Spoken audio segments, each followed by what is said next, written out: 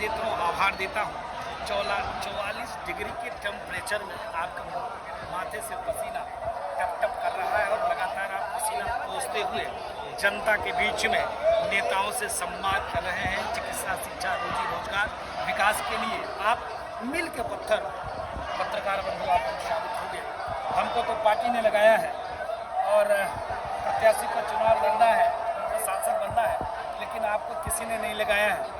आपके अंदर एक टीस है कि कैसे लोगों को न्याय मिल सके। तो ये न्याय की प्रक्रिया में आज पूज्य योगी आदित्यनाथ जी महाराज घोसी की जनता से अपील किया, छड़ी का बटन दबाइए, भारत को विकसित राष्ट्र बनाइए। कल देश के संस्कृत प्रधानमंत्री जी ने कहा था आप छड़ी की बटन दबाइए, भारत को विकसित राष्ट्र बनाइए, सनातन के लिए, संस्कृति के लिए, हिंदू के लिए, हिंदुत्व के लिए, सबका साथ, सबका विकास, सबके विश्वास के लिए आप घोसी से छड़ी का बटन दबाकर अरविंद राजभर को चुनाव जिताइए।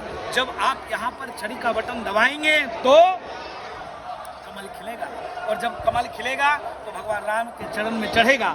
जैसे अयोध्या में भव्य मंदिर का निर्माण, उसी प्रकार डंके के चोट पे कहते हैं मथुरा में भगवान श्री कृष्ण का मंदिर का निर्माण, और काशी में भगवान भोले का मंदिर के निर्माण के साथ साथ भारत विश्व पटल पर कैसे स्थापित हो, चिकित्सा, शिक्षा, रोजी रोजगार, जिस प्रकार से डबल इंजन की सरकार उत्तर प्रदेश में अपराध मुक्त, और जिस प्रकार से गुंडा माफिया मवाली या तो जेल या तो सीधे direct no FIR no bail, सीधे प्रभु के पास मेल, ऐसा उत्तर प्रदेश में काम चल रहा है।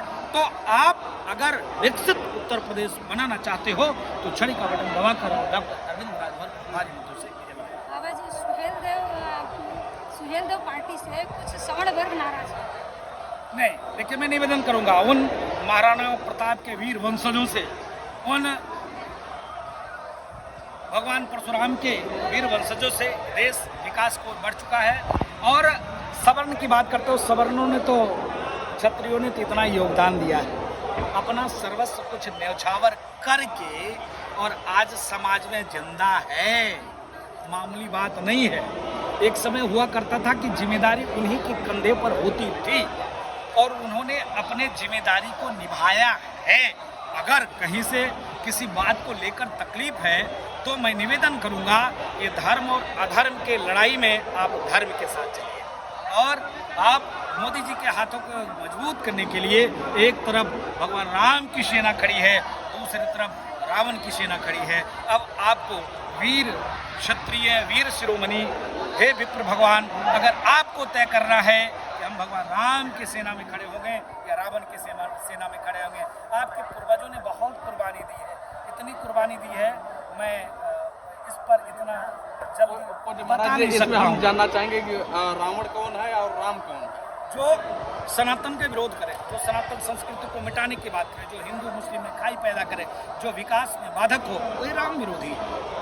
आप देखिए जिस प्रकार से कहा जाता है कि नहीं, द्रौपदी मुर्मू जब राम मंदिर दर्शन करने के लिए गई थी, मंदिर अपवित्र हो गया, हम धुलवाएंगे। एक तरफ कहा करते थे कि नहीं, उनको दलित थे, नहीं बुलाया गया। दूसरी तरफ कांग्रेस के मध्य प्रदेश के महाराष्ट्र के कांग्रेस के अध्यक्ष ने सीधे तौर पे कहा कि अगर कांग्रेस की गवर्नमेंट बनती है तो पुनः मंदिर सही नहीं बना है, फिर से बनवाएंगे। आपने देखा होगा कि शिवपाल जिस प्रकार से राम गोपाल जी बोल रहे थे, राम गोपाल जी ने कहा कि मंदिर बेकार बना है। तो इसीलिए तो मैं कह रहा हूँ, एक तरफ राम की सेना है और एक तरफ रावण की सेना है। आपको तय करना है कि आप राम की सेना की तरफ रहना चाहते हैं कि रावण की सेना की तरफ पर आप आतंक फैलाना चाहते हैं, कि राम की सेना के साथ चलकर विकास, सर्वांगी विकास, चिकित्सा, शिक्षा, रोजी रोजगार के साथ जिन्होंने राम राज की, बाबा साहब भीमराव अंबेडकर, महात्मा गांधी जी ने राम राज की परिकल्पना किया, हे राम करते हुए जिन्होंने प्राणों की आहुति दिया, आज उनके वंशज रावण के पक्ष में खड़े होकर और भारत की तोड़ने की बात करते हैं। इसके नाते मैंने कहा राम की पक्ष है,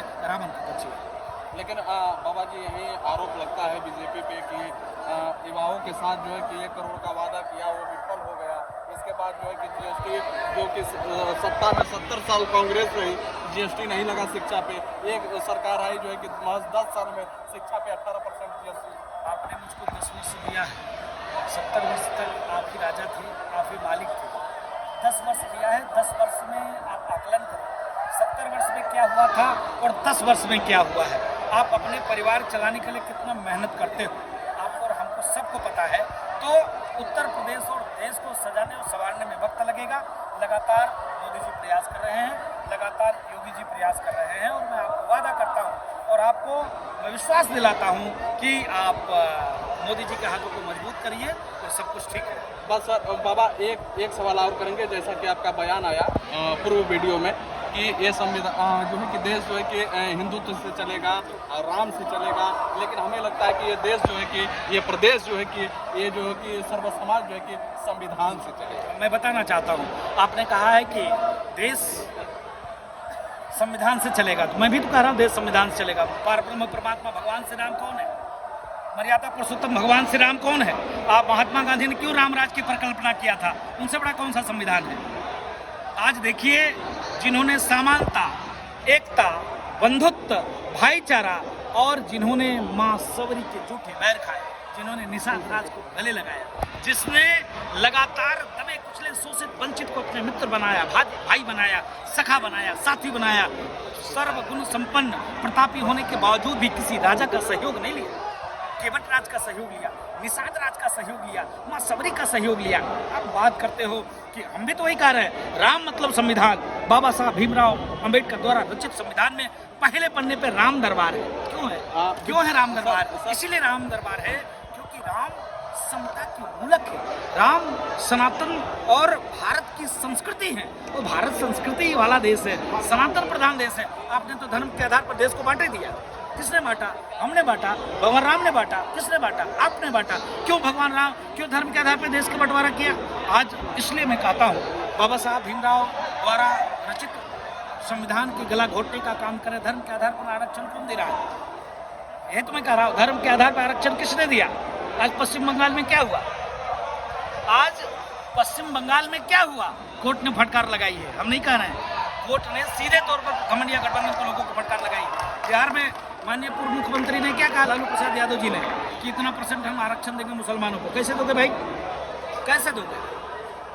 जब देश न्याय से चलेगा, न्याय मतलब होता समानता, एकता, बंधुत्व, भाईचारा। आप खाई पैदा करना चाहते हो। जो काम अंग्रेजों ने किया, जो काम मुगलों ने किया, वो काम आप करने जा रहे हो, तो फिर इस संविधान का क्या मतलब रह गया? सभी पार्टियां कह रही है कि संविधान को खतरा है। ये खतरा किस प्रकार का है? हाँ जी, संविधान को खतरा ये है कि विपक्षी कटोरा लेकर रोड पे आ गया है, यही संविधान को खतरा है। संविधान को खतरा ये है कि जिन्होंने देश में आपातकाल लगा के काला कानून थोपा, राजनेताओं को जेल में डाल दिया था, आज वो बताते हैं कि संविधान खतरे में है। जिन्होंने धर्म के आधार पर देश का बंटवारा कर दिया और एक कौम, एक मजहब, एक संप्रदाय को वरीयता देने का काम किया, यह देश को जिन्होंने, यह देश सनातन संस्कृति प्रधान देश है, फिर भी इस देश को लोगों ने 67 के बाद सेकुलर घोषित किया। संविधान में किसने गलती किया? उसमें बाबा साहब भीमराव अंबेडकर द्वारा रचित संविधान में उस समय में क्यों नहीं डाला गया? 67 के बाद आपने क्यों ये चीज़ डाल दिया? ये देश सेकुलर है। पूछना चाहता हूं मैं आप लोगों से कि आज़ादी के वक्त जब बाबा साहब भीमराव अंबेडकर द्वारा रचित संविधान में जब 56 लोगों की जब कमेटी थी, टीम थी, उस समय में यह शब्द क्यों नहीं डाला गया? 67 के बाद आपने क्यों डाला? तो संविधान को खतरे में किसने डाला? विपक्ष खतरे में, इसलिए संविधान को बदनाम करने की साजिश की जा रही है कि संविधान खतरे में। संविधान खतरे में कहीं नहीं, विपक्ष खतरे में आ गई है। इसके नाते संविधान को खतरे में डालकर धौंस दिखा रहा है, भोले वाली जनता को बरगलाने कर। सर बरगलाने के लिए भारतीय जनता पार्टी 400 पार का नारा क्यों दे रही है? भारतीय जनता पार्टी 400 पार की नारा इसलिए दे रही है क्योंकि हमने जो काम किया, धारा 370-35 से ना मोदी जी का बाप का वो जम्मू कश्मीर है, ना राजू दास के बाप का वो जम्मू कश्मीर है। जम्मू कश्मीर भारत के हर नागरिक का है।